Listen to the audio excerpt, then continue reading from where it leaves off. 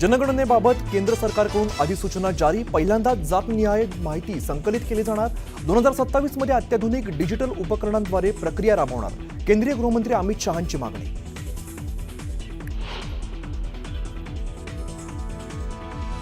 मोठ्या पक्षाचा जीव मुंबई पालिकेत अडकला. उद्धव ठाकरेंचा भाजपावर हल्लाबोल, तर मिंदे स्वतःला मोदींचा घरगडी मानतो. ठाकरेंचा शिंदेंवर घणाघात.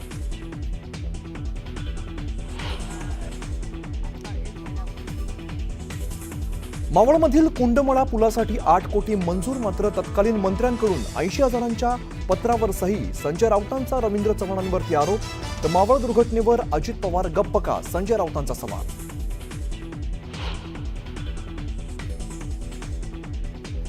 रत्नागिरीच्या लांजा तालुक्यातील वाकेड घाटात मुंबईकडे जाणाऱ्या दिशेला संरक्षक भिंतीसह दरड कोसळली. जेसीबीच्या मदतीने दरड हटवण्याचं काम सुरू.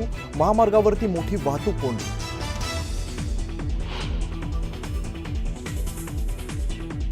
पुण्याला पाणी पुरवठा करणाऱ्या 4ही धरणांच्या पाणी पातळीत मोठी वाढ. खडकवासला, टेमघरसह पानशेत परिसरात झालेल्या पावसामुळे पुणेकरांची पाण्याची चिंता मिटली.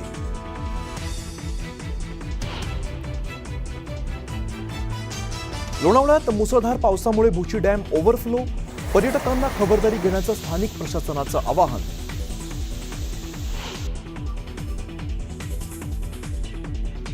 मुंबईतील गिरगावात रस्ता खचल्यामुळे बेस्ट बसचं चाक अडकलं. शर्थीच्या प्रयत्नाने बस खड्ड्यातून बाहेर काढली.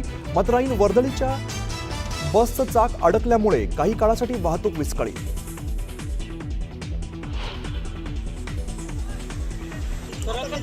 माथेरानच्या शार्लोट तलावात बुडून मुंबईतील 3 जणांचा मृत्यू. पाण्याचा अंदाज न आल्यामुळे बुडाले 3 जण.